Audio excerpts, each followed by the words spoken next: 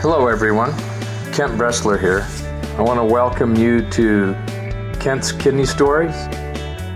During our time together over these podcasts, I'd like to discuss kidney disease. I'd like to tell you about my journey as a transplant patient, but also talk about dialysis, kidney donation, and just about anything else that might be of interest. Kent's Kidney Stories, podcast endorsed and sponsored by kidneysolutions.org.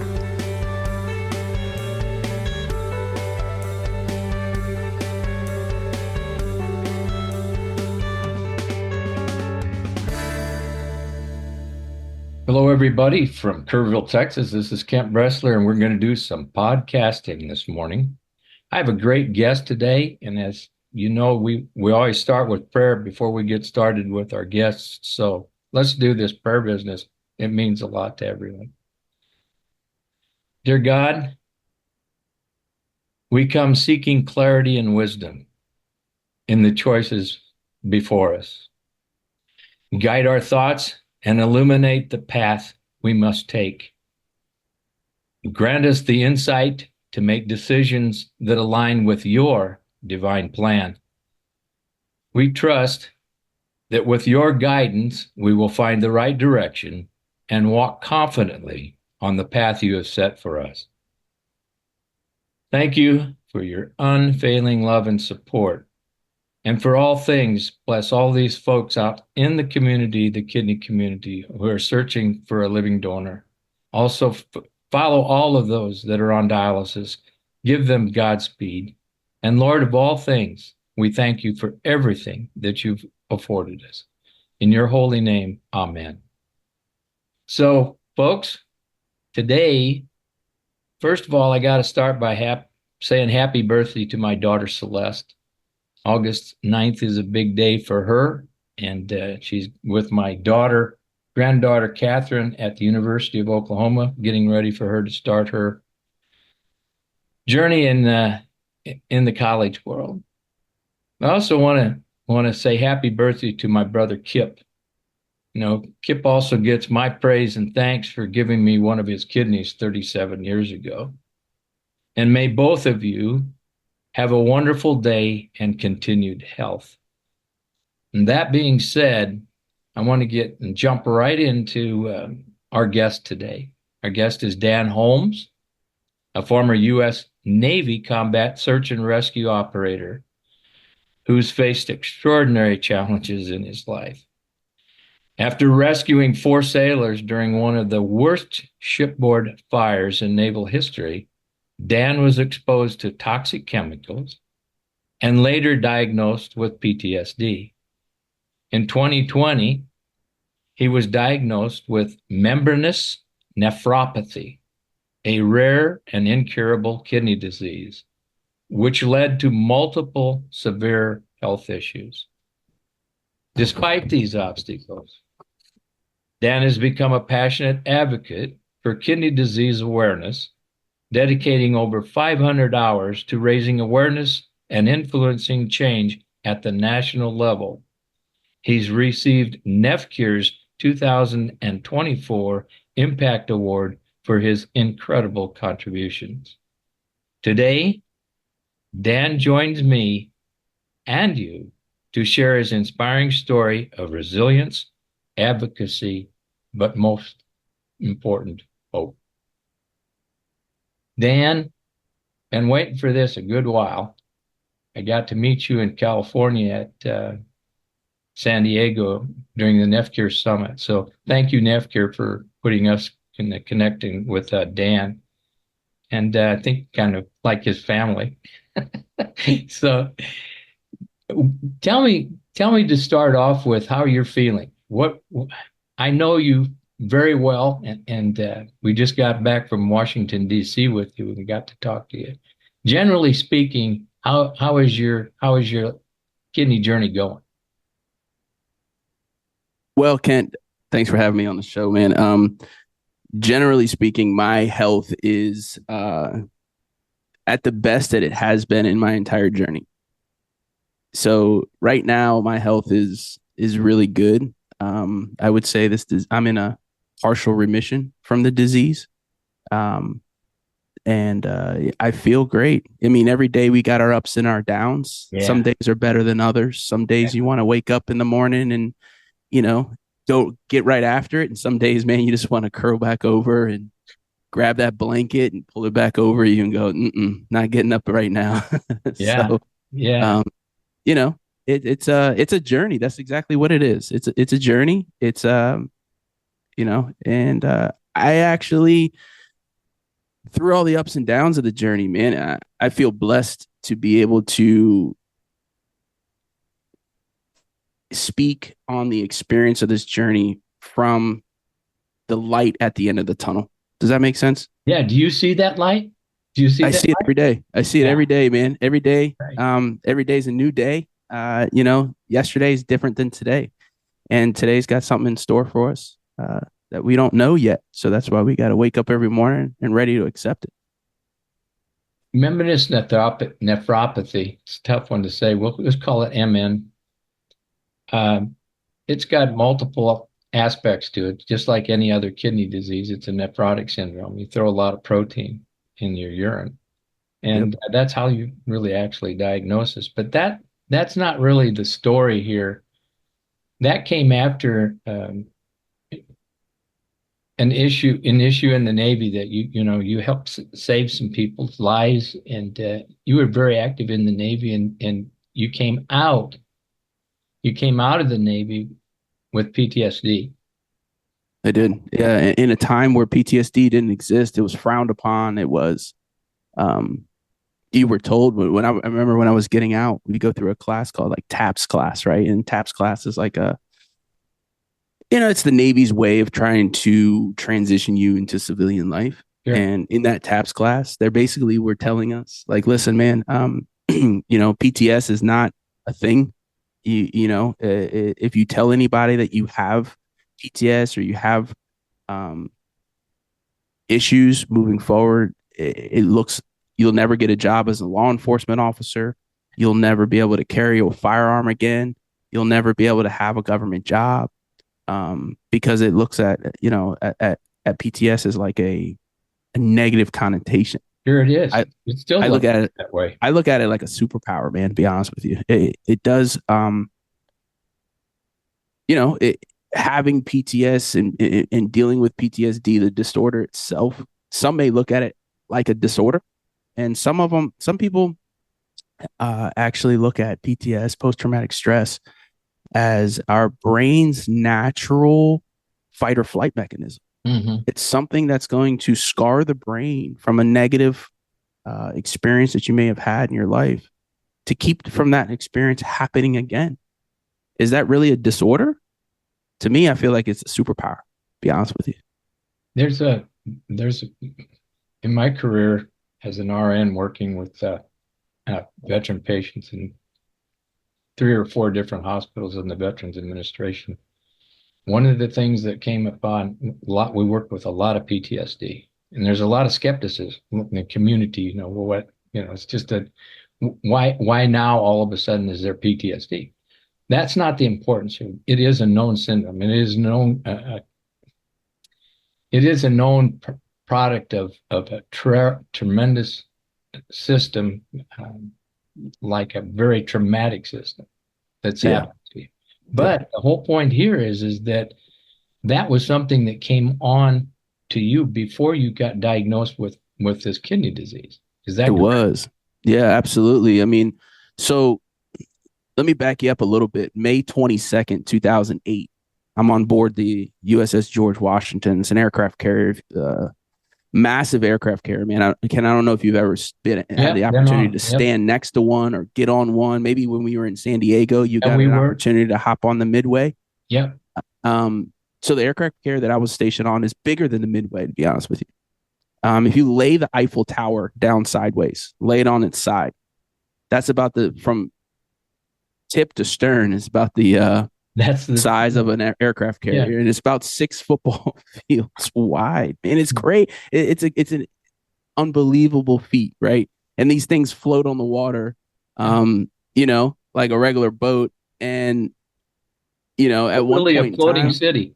It's a floating city, man. They hold 6,000 personnel. Yeah. Yeah. Everybody's got a bed. Everybody's got to eat 3 squares a day, right? Everybody's got a job, and everybody's got to kind of get along, man. It's crazy. Yeah. And it, even though it's that big, it's confining, especially at below deck, right? Very confining. It's nothing like a Royal Caribbean cruise or anything like that. Right. It is, there's really, the walls are steel, the floors are steel, the ceiling is steel. It's sprayed with spray foam. Like, there's no drywall and all those kind of cool things that you get, In a house. yeah, here this is just a steel box, and you're living in a steel box, and when that steel box catches on fire,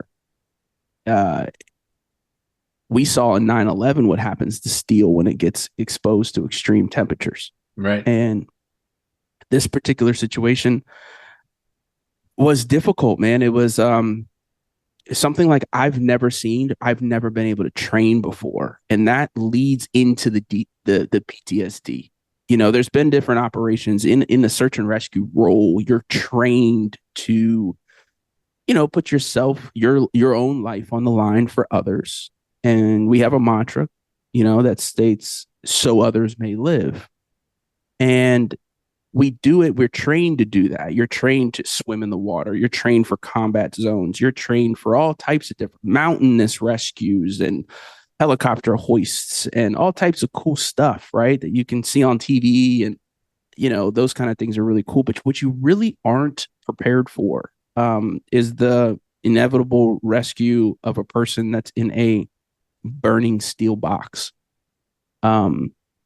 Now, the challenge with this is that, and I don't want to go into too much detail because I don't want to waste a lot of our time, but the challenge is that the steel radiates heat, right? And just like a radiator, steel radiates heat, and it grows and grows and grows. Well, this particular situation was a little bit exacerbated because we couldn't find the source of the fire. On my YouTube channel, I kind of go into a really in-depth about how the fire started, what exactly was my role, where, all those kind of things. But to get to the nitty-gritty, after several failed attempts to rescue these 4 trapped sailors that were at the bottom in a jet fuel pumping station, I was directly involved in their rescue. Had to go down there, get these guys out of that situation that they were in. There was no loss of life, which was amazing. This was the most significant fire aboard an aircraft carrier since the USS Forrestal caught on fire and sunk, right? So we had just offloaded a lot of ammunition. We were doing a home port change. So we were leaving Norfolk, Virginia, and we were heading to Yokosuka, Japan, or on a world tour. We were coming out of Valparaiso, Chile, heading up to San Diego in the Pacific. And that's where all hell broke loose for us. And, it was a difficult situation, but we made it out, and it was a successful operation as well. That fire caused over $75 million of damage to that ship. That it took a couple years for that ship to have to get rehabbed and those kind of things. But during the scope of the rescue, and really what exacerbated my story, is I was exposed to a toxic chemical during that rescue, where I ingested, by accident, of course, a chemical called AFFF, or AFFF, aqueous film forming foam. And when you ingest that toxic chemical, I thought nothing of it. Tastes nasty, right? Very soapy kind of taste to it, very chemically taste. And at the time, I vomited a couple times, and I just kind of felt a little sick, but nobody really had paid any attention that I was covered head to toe in this stuff. Yeah. Just wash off my clothes and wash my mouth and take a shower, and I thought everything is going to be good to go. Fast forward in 2012, I took a tour with a friend of mine and my son and my wife. We went back. I took my son back on that ship because it had come back from Japan to Norfolk. And I had a friend of mine that was stationed on that ship still. And he was able to get us on board, and we walked around and those kind of things. And at this point, I hadn't been on this ship in 4 years. You know what I mean? Yeah. Last time I had been on this ship, this thing was burnt down the entire side. It looked like char, the charcoal. And that's when it really hit me. It was like, we walked past the spot that I descended on that rescue down to the depths of the bottoms of this ship. And something just hit me, man. I broke down. I dropped to my knees. I just let out a cry, man. I got very emotional. I didn't understand why. And I had to get off the ship. I looked at my friends and my family, and I was like, I have to get out of here. I have to get off of this thing. And when I was decompressing later on that day, my friend, who had already been through like the VA system, and she was like, you have PTSD really bad from that situation. Yeah. And you really should really talk to somebody about it. And I'm like, hey man, I was told not to say nothing about that. It was lightning, wasn't it? Yeah. I didn't want to be frowned upon. I was, working in a law enforcement role. I didn't really want, You're living to be tagged with this. I was living my life, man, outside the Navy, and I didn't really want to be tagged with this stigma, That's right. And that's what it is. It is a tag. Yep. And but I started to get a little bit of help, but didn't really know the help that I needed, and the help that, there's not a lot of stuff out there. There's more today. To be honest with you, there's a lot more today. And it grows. It's been growing. Absolutely. It's been growing, and it's still growing. There's a lot of legislation there now that's being introduced to actually, make some good positive changes forward. So 2020, let's talk a little bit about 2020. We kind of know what was going on in 2020. April of 2020 was like probably the height of COVID, right? Everybody was shut down. Oh, yeah. Everybody was at home. Nobody was allowed to go anywhere. And all of a sudden, my immune system decides, hey, look, man, we're going to swell up and we're going to start having some issues. I went from 220 pounds to 300 pounds almost overnight, and didn't understand why. I went to the urgent care because I knew that the ER, if I go to the ER, everybody thinks everything's COVID related, and they're going to be, it's just going to be a nightmare. So I'm going to go to the urgent care just to see what's going on. I was thinking maybe this could be a kidney stone. I've had them in the past, right? And knowing now, with this? You had pain with this. I had, yes. Yeah. I had, okay. Yeah. I had pain with it. It was painful. I was swell. I didn't know what was happening. Yeah. Was your face all swollen? Ankles, everything, your whole body actually ballooned with fluid? Ballooned with fluid. Yes, sir. Face. Now I didn't get like the eye swelling the eyes shut, but like the face swole, my arms and fingers swole. Fingers. Yep. Ankles, legs, really bad, hitting edema in my legs. And I'm thinking I've had a couple kidney stones in the past. Never really put the two together. Yeah. And I'm like, hey, this could be I'm on my phone. We're kind of, looking things up, and I'm like, this could be like a blocking kidney stone where, it's blocking all the fluid or something. And now I'm just blowing up. Right. Yeah. It's plugging the hole or something. I don't know. So I go to the urgent care. Urgent care is like, man, your blood pressure's out of control. You got pitting edema. You really need to go to the ER. Well, at the time, okay, I am a VA patient because I only have medical coverage through the VA. Right. Were you service connected at that time? At that time, I had only been service connected for PTSD, a minimal amount of PTSD at that time. Right. So I was a little bit familiar with the VA process, but I didn't really know what to do. I was like, man, this sounds like it can be expensive if I just go rolling up to the hospital. I didn't really know what to do. So we kind of like called, and it's in the middle of COVID, right? So my wife's, me and my wife, are like, I don't really know where to go. Do I go to the local hospital that's like down the street? Do I go out to Orlando? It's like an hour away from me.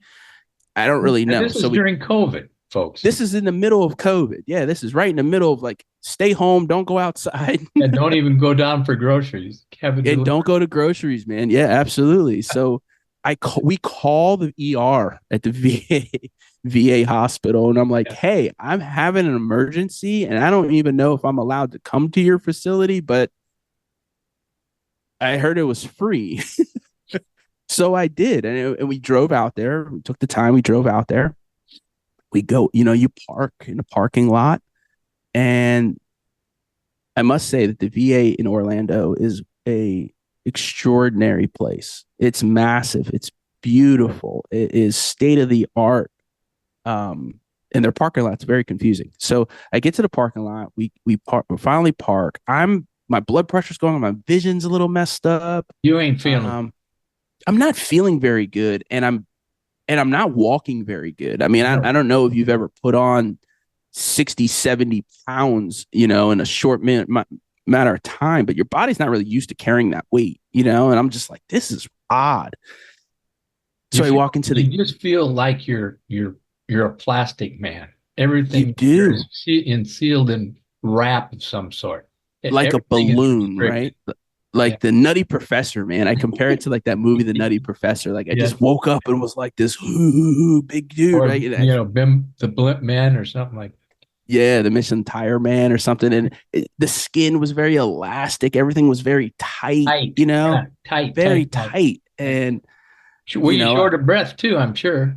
I was a little short of breath, not as short of breath as I became soon thereafter, but I was a little short of breath. I was more confused on what was happening to my body and not knowing, and then we got this pandemic where nobody knows what's going on with the pandemic either. And they got this, all types of stuff could be happening. So I go to the hospital. The hospital sees me, takes me right away. They stick me in a room for an hour on quarantine to make sure I don't have COVID. At that point, the COVID test takes about an hour to get the results back. Yes. So they had stuck me in this room that was ventilated to the outside. They had sealed off the ventilation to the inside of the building in case I did have the COVID or something like that. And my wife, they turned her away. They told her she's not allowed to come in unless she's the patient. So she's now like, what? Sitting in the car?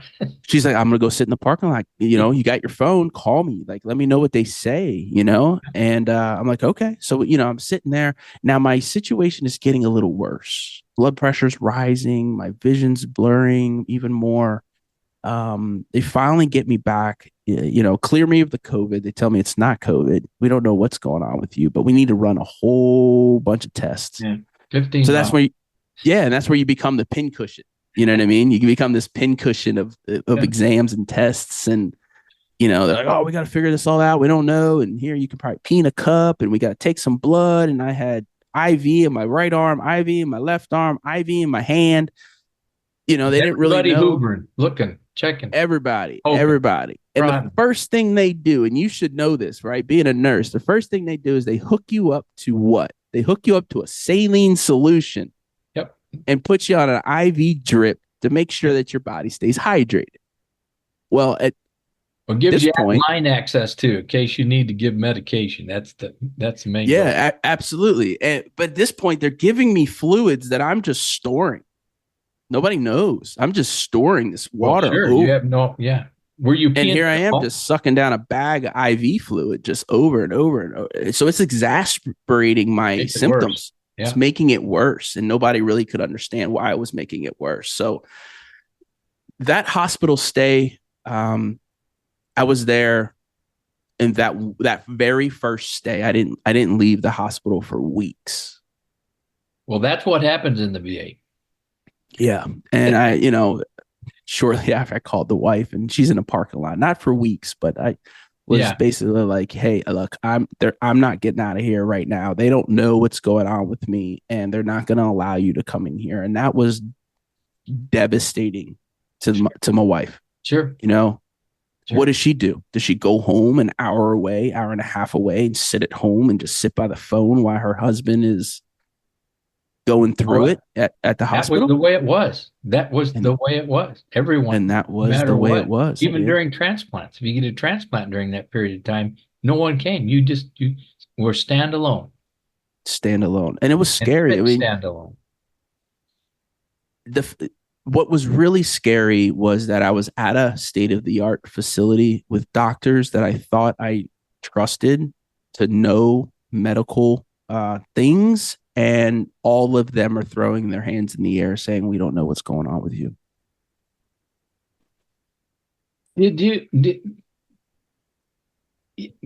What's scary about this is the fact that the simple aspect of doing a urinalysis with your condition, MN, would be high protein in your urine, and a change in your kidney function.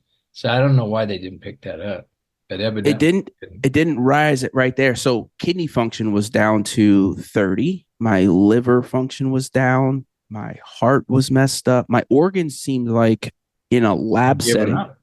that I was shutting down. Yeah, yeah.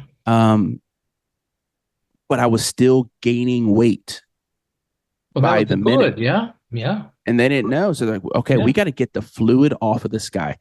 So over time, they ended up giving me a bunch of Lasix, like diuretics, by IV. Yeah. And I get assigned a nephrologist. They do recognize that I have some protein in my urine. So I get assigned to a nephrology team because my kidney function's really low, and never once did the word membranous nephropathy, rare kidney disease, anything like that came up. It was kind of first. It was this. I remember this really smart nephrologist that was just on staff the day. He wasn't really assigned to me, but he was like the on staff floor nephrologist or whatever. Wanderer. Yeah. And he just comes in, he was checking on me, he's looking at the edema, he's checking the diuretic that they're giving me, and he's like, man, the diuretic's not working, the edema's growing, and I think you have nephrotic syndrome. Oh, okay. Well, nephrotic syndrome, I don't know what that is, but whatever the pill is or whatever, at least you can put your finger on something, right? And I was like, hey, you got your finger on something, let's go ahead and try and treat that. And then he was just like, there's not a lot of treatment options for it. I said, okay, well, and then he didn't really know how to get the water off. And it took days and days and what felt like years and years off my life to figure out the concoction of medications that will allow the water to come off of me. And it was like a combination of three very important medicines. One was the diuretic. Two was a medicine called metolazone, which is very nasty medicine. It basically works as a booster in your system to boost the effects of the diuretic. And then it was serum albumin. Yep. My albumin, the catalyst that takes the water from the cells and drives it to the urinary tract and dumps it through the kidney and those kind of things. And then once I got that cocktail put together, the water just started coming off, man. I got rid of this water. I felt like I was peeing for days. Yeah. I had muscle cramps that I didn't know that I even had muscles in, man. Yeah. But so I got down not to 220. I ended up getting down to like 205. I was like, man, I have no liquid left in my body. Yeah. Well, it just like sucked you dry. And it sucked me dry. That's like dialysis when they take too much off. Essentially, you had dialysis done without the machine. Without the machine, right? Yeah, basically. Yeah. Absolutely. That's a great comparison, man. And so when did they do a biopsy, Dan? At what point did they decide to poke your kidney? Yep. So it was several. I would say it's about a week to 2 weeks that I was in the hospital. Yeah, I would because as soon as I was spilling about 12,000 milligrams of protein in my urine at the time, and when you're spilling protein at that level, the serum albumin is just coming out. So they're giving it to me, but it's just coming out. It's just coming out. Yeah. And I would just start gaining weight again. I would just start, and they're like, we can't figure out why you just keep, gaining. You're ballooning and then you get rid of, and then you're ballooning and then you're getting. I was gaining and losing 30 pounds a day. So during the day, they would give me all this fluid and stuff that because I was getting rid of the water in early in the morning, I would get rid of the water.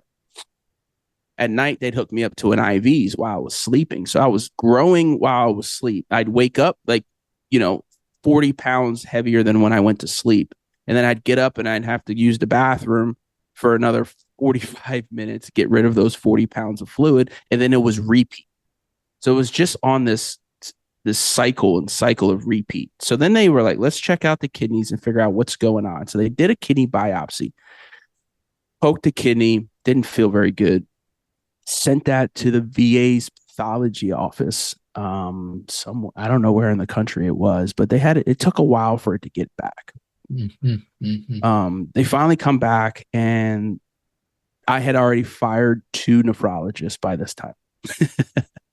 2 nephrology teams I had already gotten rid of. So I got this young, fresh, been in the kidney space for about 5 years. He's working in the ER at the VA with us, and very, very knowledgeable. Seemed like he was up on the newest type of stuff. So I was very enthusiastic about the results, and he's going to help me get to a spot of, a cure. Like you could level off. You could get level off. He could fix me. This guy's going to figure it out. So it comes back. The biopsy proved that I had secondary membranous nephropathy. Now, there's a primary and there's a secondary, right? And the primary is basically saying that you have membranous nephropathy caused by no outside influence. Your body has just developed it. We don't necessarily know why. There's a lot of studies that are still happening today, but there's really no known cause to a primary membranous nephropathy. But I had secondary. So secondary for them means that it's caused by something. So now we have to, and the way you treat that is you have to go after the underlying cause, whether that's trigger, lupus, cancer, something like that. Find that trigger. So then they run, okay, look, man, you got membranous, you got secondary. So that's good, because all we got to do is find the underlying issue. We can treat the underlying issue, and you're up out of here. So, okay, I'm all down. Figure it out. Run me through the gambit, the gauntlet, and figure out what this thing is. And everything came up negative. They couldn't figure it out. Everything was negative. Everything was negative. There was nothing that showed any relation. So they're reaching back out to the pathologist's office. Hey man, does this, are you sure this thing is secondary and not primary? Like, we can't find anything that's a contributor to this. And I guess the scarring, you can tell in the imagery, I guess is different. I'm not sure how, but it's different. You can definitely tell secondary versus primary. There's also a gene called PLA2R. And that PLA2R blood marker, I wouldn't say it's a gene, but it's a blood marker. And that PLA2R leads them down this road. And now they've been able to find out, if I just eliminate and lower the PLA2R levels, then the disease subsides. Yeah. And that's how they're starting to treat primary membranous nephropathy. But I'm PLA2R negative. So they're saying, you don't have the PLA2R blood marker, you're secondary, but we don't know secondary to what. Man, we're confused, man. So I go through all this, we're going to put you on high dose steroid, because that was the steroid bombardment. There's the steroid bombardment, man. It's going to hurt for a little while. It's going to be 100 milligrams a day, every day. And that's really the only medication we have right now to get you going. And it's sad, man. It's so sad, because that medicine is so toxic. Yeah. So the steroids don't do anything to me. They're not helping me. I wouldn't say I was steroid resistant, but it just didn't do any. Yeah, just didn't do much to me, but make me swell and retain water even more. Right. And I was already having this albumin issue, and messed with your head too. Kept messing with my head. Yes, sir. Absolutely. Messes with your head significantly. Yep. Your emotions, your whole how you carry yourself. Exactly. So over the next year, I'm in and out of the hospital. Probably I'll be out of the hospital for a week. Something bad goes wrong. I'm back in the hospital for 3 weeks while they try and figure it out. And this cycle keeps happening for a year, all of 2020. And they're just like, we don't really know. So this is what my doctor decided. And my wife, we're getting frustrated at the point where we're like, listen, if you don't know how to treat this, then I need to go to somewhere that does know how to treat this. I need to find a specialist and those kind of things. And, the VA's got to exhaust all their means. Meanwhile, I had found NephCure. I found a support group online while laying in the hospital bed, gaining weight, not knowing what's going on. So I joined the support group and found that I wasn't the only one that this was happening to, that this is a rare kidney disease, but there are people out there in the world that have this. So I'm not alone. And that was very, very reassuring for me. Because of NephCure. Because they had this patient portal that I just found on Facebook one day and was like, hey, it's Thursday night. It's an 8:00 session. It's an hour. I'm going to hop on. I got nothing else to do, but I want to go in here and see what I can learn about this. There's going to be a whole bunch of people that have membranous nephropathy on here. Okay. So I did that. And then I started, asking questions and explaining my symptoms, and people were giving me advice. Man, you should try this, and you should ask your doctor about that, and you should ask your nephrologist about this. And I'm like, wow, you guys, where did you guys get all this information from? Yeah. Because I can't find anything. Exactly. That's the joy of support groups. That's the key right there, man. That's the key right there. And so then that helped me, right? That helped me ask the right questions and get myself going into the right direction. Now, there's comorbidities that you deal with that I didn't really even know were a thing that I needed to deal with, right? Yeah, they're comorbidities. They're going to happen in life. And they just get worse with when you have a specific chronic illness like MN. Yes. Oh my God, man. I know. Or FSDS, and whatever. So, I kind of get released from the hospital on a more regular basis now. I'm back at home and, we're back and I'm getting blood clot after blood clot, man. And I'm going back to the ER. I got blood clots in my lungs, and they're like, we don't know what's going on. We don't understand why you're getting all these blood clots. And it got so severe to the point where the VA told me I got 12 months to live at the most. And it's still during COVID, and I need to call my family and basically say my goodbyes. I had a collapsed lung. I had 8 pulmonary embolisms in my lungs. I've suffered from a renal vein thrombosis, had a complete blockage of my renal vein.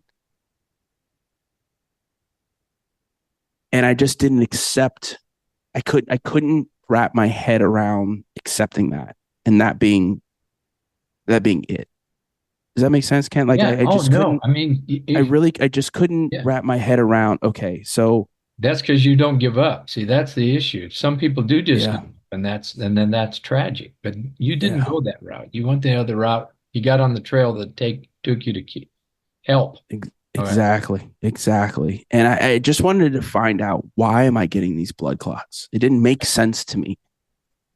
I got a kidney disease. Why am I getting blood clots? And through the research that I was forced to do on my own, I realized that albumin is a catalyst for our natural anti-clotting ability in our bodies. So I was losing those enzymes and those proteins. Yep. And wow, okay, well, maybe if I was on a blood thinner, I'd be less susceptible to blood clots. And my doctors were like, well, there's really not much research to support blood thinners and membranous nephropathy. So we're going to start you on they put me on like a heparin drip, and then they gave me some very generic. Yeah, that was generally just take care of what was there already. Correct. Yeah. And so it's a how do I go through this anticoagulation outside of the hospital? So I tried a bunch of different types of things. Some that were better than others. Some, they kind of told me I was going to have to be on this Lovenox medicine. It was like two needles in the stomach every day. Mm-hmm. And that's basically going to be your life, man. You're just going to have to do that. But then I started getting these knots, like golf ball size knots all around the stomach. Yeah. And I'm thinking there's got to be a better way. There's got to be, like, I see these commercials for all these other oral applications for blood thinners. Why can I not use that? And why do I have to have golf balls in my stomach in order to stay alive? This doesn't make sense to me. Well, it's because there wasn't enough research, is what I was being told. Oh, it's just not enough research. Well, let's do the research right now. Let's figure it out right now. I'm a guinea pig. Let me go. Let's do it. Why not? I'm willing to try it. So, that was the experience with the blood clots, the renal veins, man. I can get into. Well, the treatment, what this is bringing out, and I know you talk about this when you talk with other people about MN. Treatments, they have not made the progress, regardless of where you go. There has been very little progress in the treatment of kidney disease. Yeah. I've lived it for 50 years. You absolutely have. And I can tell you that what's going on today is almost mirrors, except for a few other drugs that have come out, what was done for me. Yeah. So what you're explaining or what you're describing, I had in 1983, 84, 85. And here it is, 2024 or 2020, whatever. That's nearly, like 50 years of kidney disease that we've had. It's just been nil. No progression. None. No progression. No. Zero progression. No. Same old medication, man. Yeah. That obviously doesn't work. And it causes so many more issues. Yeah. And it's not that they're not looking. The DOD and PCORI, all these organizations are deep into the research into kidney disease, but it's not funded as strongly. It's not funded because it's so rare. Yeah, it's not. But diabetes used to be a death sentence, and now you can treat it at CVS. Oh, absolutely. That's my point. And that's where a lot of the research has gone. You take a look at total. We're in a little bunny trail here, but I can tell you that that's where it's at. Most of the research goes to the big items. Right. And they think it's because, a lot of people get kidney disease from diabetes, but how about us out here that don't have it, right? That we have nephrotic syndrome. There is a big difference between nephrotic syndrome and what happens to a diabetic who gets kidney disease. Totally. There's a absolutely huge difference. No correlation whatsoever except the kidney disease. And then when you got the proteinuria, right? Yeah. And they're like, we don't. Why are you spilling proteins? Well, what do you mean, you're asking me why? Like I'm pushing a button that these proteins are just coming out of, right? So it gets frustrating, but then again, I saw opportunity.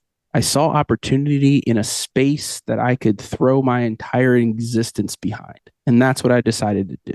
And I forced the VA through multiple conversations with the White House complaint line of the VA to get me out in the community. Yeah, because to refer you out to the community. Refer me out to the community, man, because the VA is not doing it. I'm going to die here. And they were okay with it. It got so bad and my treatment experiments got so expensive that they told me it would be more cost effective to bury me at Arlington Cemetery than it would be to keep me alive. And that's because the rituximab that I ended up trying was $250,000 a round, and I needed 4 rounds of that. The experimental Acthar treatments that I was getting were $45,000 a week, and we didn't have any proof that they were going to work or not. One of my saving graces was that one time I was in the local hospital, not the VA hospital. I was attended the local emergency room, and my floor doctor at that point she had grew up with MCD, minimal change disease, minimal as a change. child. She And so still she had, understood nephrotic syndrome. She understood this space. And she was like, listen, the VA keeps denying you for this rituximab. We're gonna turn your room into a chemical lab. And I'm gonna ship in the rituximab, and we're gonna coordinate this whole floor off, and we're gonna do whatever we can. And the VA is not gonna deny it because I'm gonna put it through as a life-saving effort. And they can't deny a life-saving effort. So we did that, and that's how I got my first round of rituximab, which started my journey towards partial remission, which was awesome. And so I thank that doctor, that floor doctor, for that. So rituximab is done. I had 4 infusions. Mm-hmm. It's an infusion that can take about, it just depends. It's about 6 hours, I think, was my first infusion, like 6 to 8 hour infusion. Yes. You can have some side effects to it. So not everybody can accept the drug because of allergic reactions, and you can go into an anaphylactic shock, and you can do all this. And I'm like, well, it's better than dying, so let's just try it. A drug is a drug. There's no drug. And they come out with like the Ebola suit, like the yellow Ebola virus suit, and it's got like the hazmat stickers on it. And they're like, hey, man, we're going to put this in your vein. And you're like, what? You're going to do what? They're like, yeah, we're just going to put this medicine in your vein. It's good. But, I'm like, well, why do you guys have all this gear on? And I'm just laying here.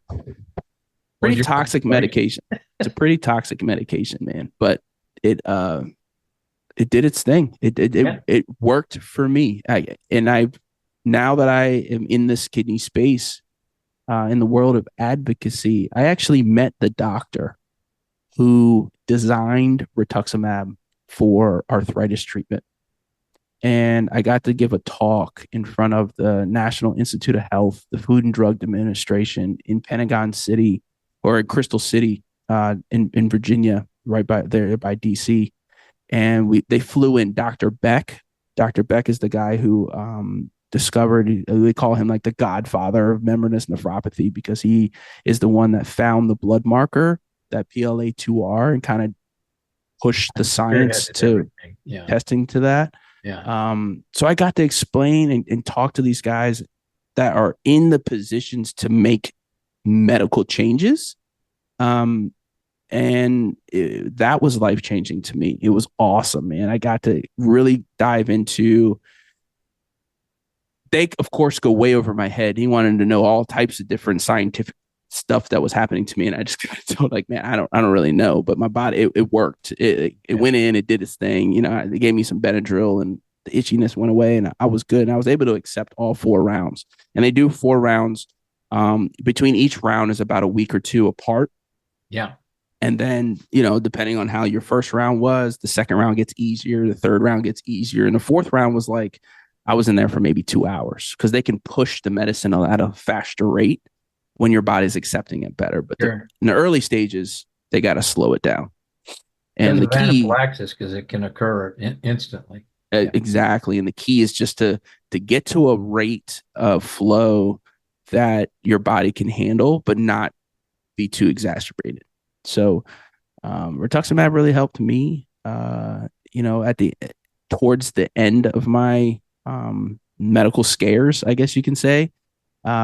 But then there was all the comorbidities that I still live with, right? I've had 2 strokes. In 2022, I had 2 strokes back to back. And that's from the clotting. That's from the blood clotting. Well, it was from the blood pressure.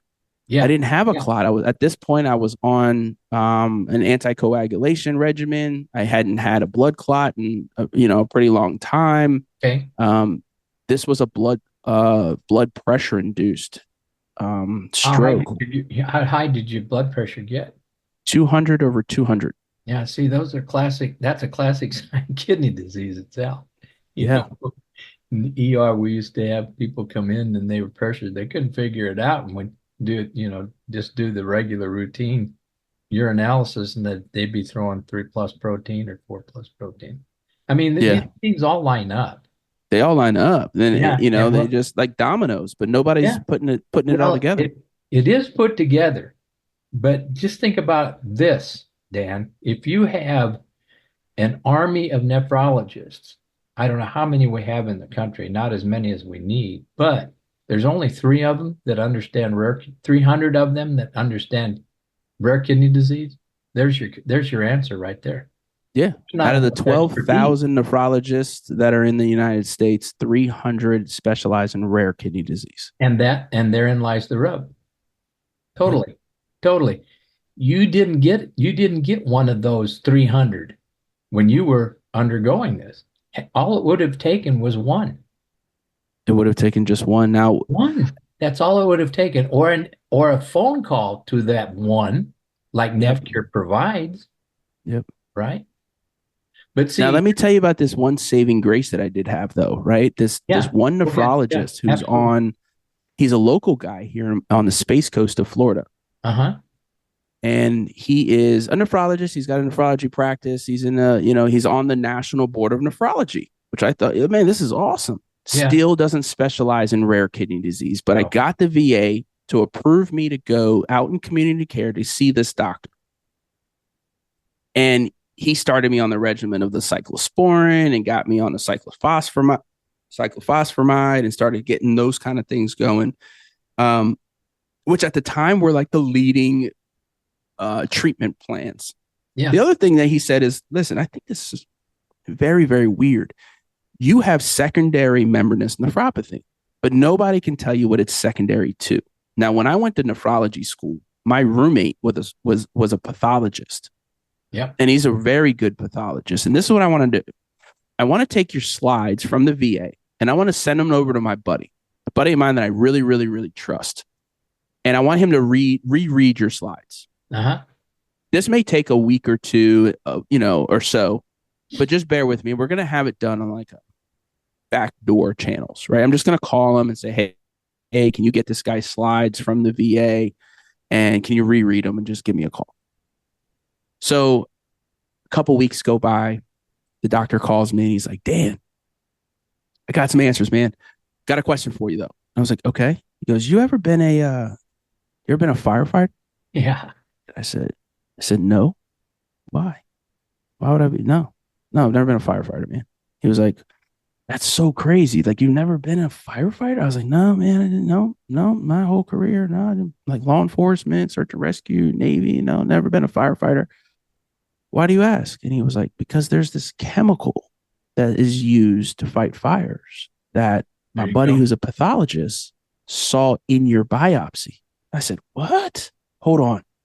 So then the wheels started turning in the brain. And I was like, hold on, man, what? I was in a fire. Yeah. And he was like, really? And I was like, and I was covered in AFFF because he had said this, and this is how I knew. He said, there's a chemical in your kidney called aqueous film forming foam.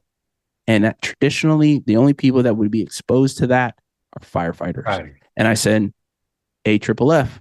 Yes, I was in a fire. I was in a ship. And that is where I eventually was able to connect the shipboard fire rescue. Yep. And the inhalation of the AFFF. Now it's in my kidney in 2020. Yep. Oh my goodness. Now I can start working to kind of put the pieces together, put the puzzle together. The VA had missed it. This is what I'm secondary to. I'm secondary to a toxic chemical exposure that my body is trying to get rid of. My immune system, right? Because membranous nephropathy is a autoimmune disease. Yes, it's a rare kidney disease, but it's in the immune system. And the immune system had learned between 2008 and 2020, it had developed this membranous nephropathy to attack the kidney to get rid of the foreign debris that was in the kidney. So that's what my immune system thinks was, hey, man, we got to get rid of this kidney, man. This thing's killing us. We got to kill this thing. Yeah, it's a natural response. Yeah. Natural response. Yeah. And then things started making sense. And that's when I started putting things. Now, he said, look, that was the best that he could have done for me at that point. He's still not a membranous nephropathy specialist. And he was like, I got to get you to the Mayo Clinic. And there is an MN doctor at the Mayo Clinic in Jacksonville, Florida. There and it I'm going to is. get you set up for him.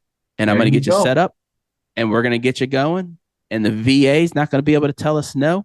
And you're going to, and that's the road of recovery that I'm going to send you down, because I got to get you in front of a specialist, a guy who was humble enough to look at his own self in practice and go, this is beyond my experience. Yep. And I want to put you in front of somebody that this experience, somebody that will understand what's happening. Well, has the knowledge base, and there's those 300. The one guy.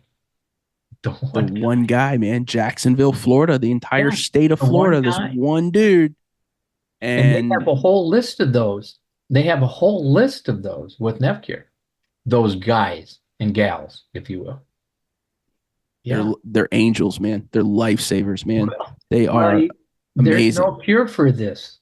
So anything there's you not. can do to turn your life around and live, transplant, I guess, dialysis if you want to go there, but just the right treatment after all the things you go through in the treatment of kidney disease, there's no cure. Never will be at this point. And the sad thing, the saddest thing is that when we're trying to get things approved through the Mayo Clinic via the VA, because the VA is paying my bill, and the Mayo Clinic, to get things approved, they're basically saying, listen, you're not on dialysis, so this is not an emergency yet. Yeah. They wanted to wait until the kidney failed before they wanted to offer treatments. Well, the treatment's just dialysis. And when you get on dialysis, we'll approve that. And I'm like, no. Where is the people that care about the kidney before it's dead? That's it. It's where's the preemptive standard? Where's that? And my kidney was showing signs of recovery. I would go from 30 eGFR, right? The filtration rate. I'd go from 30 to 40 to 50 to 60. Now I'm out of the technical kidney disease realm, right? As far as eGFR goes, my kidney was getting better, but yet the insurance, I guess you can call them, are saying, listen, man, we just got to wait till the thing dies. If it's getting better, that means you're getting better. It means you're cured, right? Yeah. No. Where's the emphasis of saving the kidney before a patient gets to end stage? And you know what? That's exactly what we were doing in DC, right? Very, very few people with this condition get to that. But they get to that because they can't get the correct treatment. Can't get the correct treatment. Can't get in front of the people that have the knowledge. I call them the 300. There you go. Which shouldn't be 300. Every nephrologist should have experience in rare kidney disease. How hard is it to teach that in med school? And you know what? And I've seen nephrology. You go through internal medicine for 4 years and then another 4 years nephrology fellowship. Exactly. Come on, where does it come in? And I've seen the outcome. I met a guy out of New York that was on a patient panel that I was doing in front of the National Board of Nephrologists. There were some people from the NIH there as well, but it was on a board. He was given, not steroid, he was diagnosed in, I think, 2023 and was given rituximab as the very first course of treatment with membranous nephropathy and went into remission. This guy got 4 rounds of rituximab and has never taken another medication after that. But turn the clock back. Turn the clock back 10 years. Turn it back 20 years. Yeah. And when steroid is the only thing that they have in their bag, in their black bag, they're going to use it. I guarantee you they're going to use it. Yeah, for sure. They can't offer anything else. Yeah. But that's the reason why we do, you and I, and many, many others, that's why we advocate for research. Absolutely, man. Absolutely. And this bill that we just introduced. Money towards research. There's not, if we can send it every other way, and then making people aware, research and awareness are the only two things, in my mind, that bring these things to fruition. In other words, that are more active in the search for a cure. Right? Yeah. Yeah. And that's why we do this. That's why we go to Washington. But it falls on deaf ears because, quote, there's not enough of us out there, as there are not enough of the 300. That 300 should be 3 times that. And at least how many of those 300 were in DC with us? How many Yeah, of those 300 were in DC with us? I know of one. I toured. One. With him. I went one. Yep. One. And I met probably one. maybe four. I don't remember names, but I do know the fellow that from Houston that I went with. He's a researcher, right? He's at MD Anderson, premier research for kidney disease. Yeah. There, Did you go to the patient summit in Orlando? I not in Orlando. I did in San Diego. San Diego. So the year before that, it was in Orlando, and I went there. That was my very first patient summit, and I met a doctor that NephCure had brought in. He was a nephrologist and a nutritionist, and he gave a talk about nutrition, kidney health, food, diet, those kind of things.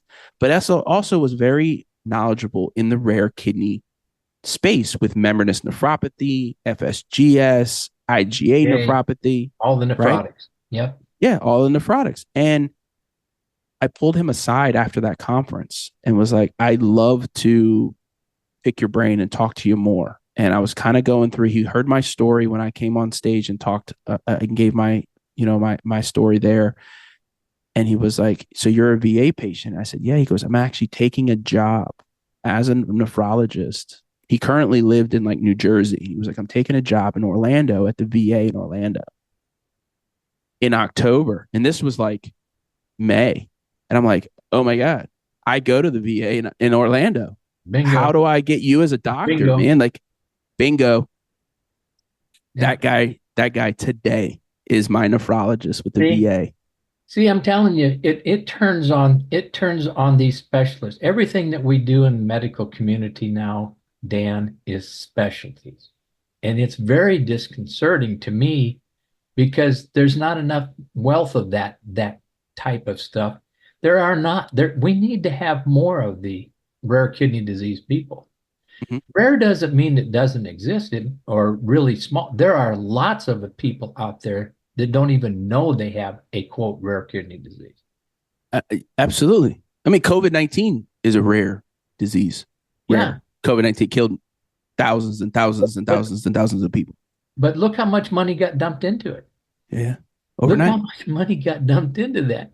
How much money has been dumped into MN, FSGS? And I mean, it's better. I'm not complaining, at least but there has got to be an educational level for the community to realize that these things are out there and all you need to do is you do a urinalysis. A urinalysis, man. My son, so let me talk about that for a second. My son, who's 17 now, he's going into his senior year in high school, has been he and my wife, man, gosh, have been my rock. Oh, sure. Let me tell you. Oh, absolutely. They have been by my side, thick and thin, right? This 17-year-old kid, I mean, 14 years old when I was diagnosed, right? 13 years old when I was diagnosed, something like that. Having watched his father go through that, having me on FaceTime from a hospital bed with tubes and wires hooked up to myself, having to tell him, Dad's not coming home, man. You know, like having to say your goodbyes over the phone because of the COVID restraints, and he couldn't be there in person.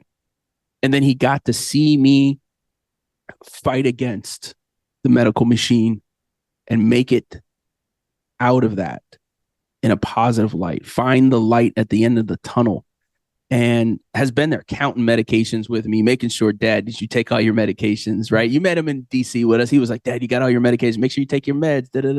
Drink a water. Are you okay? Do you need a water? Like, he's always looking out for me, man. It's awesome. Yeah. It's awesome. My right-hand man. And, but he plays football in high school. And for the past 3 years, he played football, played a quarterback on his football team. And he's played football since he was 6 years old. And every year he's got to go get a physical done. And never once did they have him pee in a cup or test his kidneys. Even when I go to the doctor and I go, hey, I have kidney disease. This is my biological son. Don't you think you should test him? And they go, oh, no, he's not showing any signs. He's fine. No, the signs are in the urine. Come on, wake up. Signs are in the urine, and they don't a regular. I mean, like, how easy is that?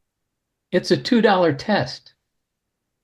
and it could save somebody's life. Yeah.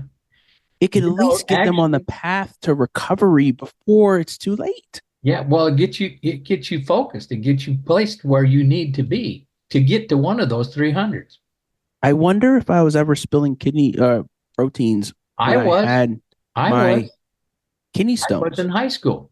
They did a urinalysis on me in high school in 1964, and I had protein in me. Trace, negative, not net trace to 1 plus. If that was normal. Yeah. Now that 30, we realize 30 milligrams. A nephrologist will raise his eyebrows at 30 milligrams. I was spilling 12,000. I went into the army, Dan. I was drafted. And I heard one of the techs say Bresler's got protein in his urine. Mm-hmm. My response was, well, I guess then, does that mean Eating too much protein. I'm not eligible? I'm not going? And they said, oh, no, buddy, you're going. Yeah, you're going. But nobody ever said anything. And I never made the connection. So what do I know about it? I Yeah. know a lot about it now. And I'm telling you, you and I are standing here along with a lot of other people and saying, wake up. Wake up. Just wake up. We're just asking you to wake up. Mm-hmm. Don't look at this as a specialty. Don't look at this as any more than a simple test that you could even do on yourself. You can go to the drugstore, pick up a dipstick and stick it in your urine. How hard is that? It'll tell you how much protein you got. Or At home strips. I got at home strips. Yeah, they're dextro sticks. They just look like my pool test kit.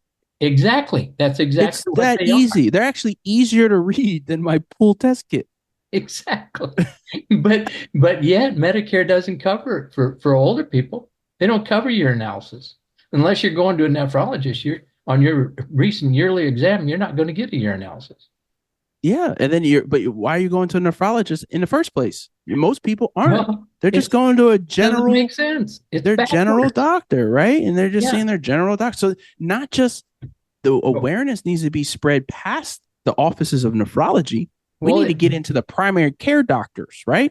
Absolutely. Matter of fact, it ought to be in for school. Every school physical ought to be mandated to have a urinalysis. Yep. And how do you make that change, right? We got to go and we got to lobby at the government. We got to sit there and yell at them and beg at them, right? But the whole point here is that mom and dad, mom and pop, if you really hear this thing, there's no national acclamation or way that the government or anybody will talk. When's the last time you saw a commercial about kidney disease on the TV? There's a national, you hear about diabetes, you hear about heart disease, you hear about tons of things. Every day there's something about that in the advertising world. Very seldom do you see anything. No, I think there's two medications that I see online now or on TV now. Filspari's one of them. Yes. And Jardigan's. And Jardigan's is something that I'm actually on myself. I am too. I am also on that too. But the point is that's more for protection of your heart than it is your kidney. Exactly. And when I go to God forbid something happens and I have to go to the emergency room and I give them my medication list, they think something's wrong with my heart every time. And I tell them it's not heart related. My heart is strong as an ox. It's the kidneys. And they're like, nope, it's the heart. They put you on Jardians. They being the doctors, whether there be an endocrinologist or just your regular, it is a heart protector. They've known it. These new SLGTs, they're heart protectors. And if you have kidney disease, and heart disease is going to follow right along with it at some point in time. I guarantee you, no matter how much you work out, it is going to, kidney disease, even though like being transplanted and stuff like that, you still have it, right? And I think about things like, so put them on it. Young guys, I'm 40, right? Yep. And some days, I feel older than that, but some days I feel younger than that. But like Jacoby Jones played in the NFL for the Baltimore Ravens, wasn't a staple for the Baltimore Ravens, and just recently passed away to heart disease. Yeah. in his sleep overnight. Yep. Did he have kidney disease though? Did he have Who knows? protein in his urine? Who knows? How long had he been? Nobody knows. No. These are the things. The NFL doesn't even do a test. I was given a talk with the NFLPA, the Players Association, okay, about kidney disease. And you're probably familiar with Jonathan Ogden, big old first. He played for the NFL, played for the Baltimore Ravens. He was actually the Baltimore Raven. I'm a big Baltimore Ravens fan, by the way. He was a Baltimore Raven, the first Baltimore Raven to be inducted into the Hall of Fame. Well, his father passed away from kidney disease. Mm-hmm. His brother, Marcus, brought up the fact that nobody, his entire NFL career, why have they not tested him? Not only for just proteinuria, no APOL1 test. Testing. Exactly. No APOL1, African American, father had it, father died from it. Like there's none of this happening. And that's why I got on that stage with the NFLPA and was like, there's so many athletes out here that you guys test for every kind of performance enhancing drug in the world. But you're not testing and you're already getting urine samples. Exactly. So it's important. It's important to get tested. Yeah. It's not a hard test. It's just a mention. When I was saying with my son, when his last football exam, when he got his, I made them test it. I made it. I had to pay extra for it, but it was negative. Yeah. And I was like, thank you. Thank God. Yeah. Thank God. But how many of those in his class didn't get a test that could have been? There's 30 million people walking around with kidney disease yet. We can get off on this all along. I am so happy that we need to have a panel. I want to do a panel, you and some other people that in the kidney space, because I think it's important that we talk about these things and let people know. And I think that's how we should do it. All right. 35.5 million people walking this planet suffer from some type of kidney disease. 90% of them don't even know it. Man. Don't even know it. No. And there's only 300 specialists in the rare kidney space. 300. And none of them are on the National Board of Nephrology. Yeah. What? Okay. Come on. Dan, I'm just going to cut it. Because I'll tell you what, I can talk to you all day and we're going to do this again. Absolutely, man. Absolutely. We're going to do this again. Is awesome. I think that when you get this, when people start listening and we get it all ready to go, give it to you. This is going to be something you can use. You can give it to anybody that you want. There's no copyright on it. It's free. All right. Yeah, that's amazing, man. I can't wait to share it. I want to get it out there. I want you to share it just as many people as you can. And share it with NephCare. Turn it loose on them that tell them, because we talk. I want to put this on the VA's website, man. There you go. Every veteran that is checked into the VA healthcare system should be checked and screened for kidney disease today. Exactly. And that's something that we need to look at. All right. Yeah. Okay. Do you have, before I just cut your knees out from underneath you, do you have anything else that you would like to say to the kidney world or people follow who my journey happen to be listening? Follow my journey on Instagram. I'm pretty vocal on Instagram at The Enlisted Kidney. I share a lot of my story there. I share a lot of the progress in our day-to-days, how it's like living with kidney disease, what the day in and day out feels like, looks like. Some things are good, some things are bad. You're going to have ups and downs, and that's normal, and that's completely okay. One thing I like to tell people is that the more you share your vulnerabilities, the less vulnerable you become, and that you're never out of the fight. Never. Nope. 50 years, buddy. Never out of the fight. Never. In the Navy Special Operations community, man, they say the only easy day was yesterday. Yeah, because you got through it. If you're standing, You're walking, you need to be talking about kidney disease. You got it, own up, take care of yourself. That's the most important part of it. This is on you, not on anybody else. It's not a Lone Ranger job. There's many people out there like that will mentor you, like we do at Kidney Solutions. We have people all over the country that are willing to talk to you about it if you got it. So make sure you at least if you feel like you have been told you have kidney disease, if you feel like you're alone, that's not the way to feel, because you're not. Get a hold of us at Kidney Solutions. We'll put you in touch with people that can work with you. All right. And they do it for free. There's no dollars attached to anything that we do at Kidney Solutions. No way. It doesn't cost you a dime. Nope. To hit share. Share this podcast. That's your first step in advocacy. You don't have to be a kidney patient to be a kidney advocate. Just share. Just click the share button. Share it with one person or everybody you know, and tell subscribe. them just share it. Share and then subscribe for the new stuff when it comes out, so we can stay up to date with everything. Absolutely. Yep. We tackle it. It's several hundred patients now that we're working with, and I tell you what, it's a trip, it's a job, but it's not a job. It's a willingness to help, and that's what we do. All right.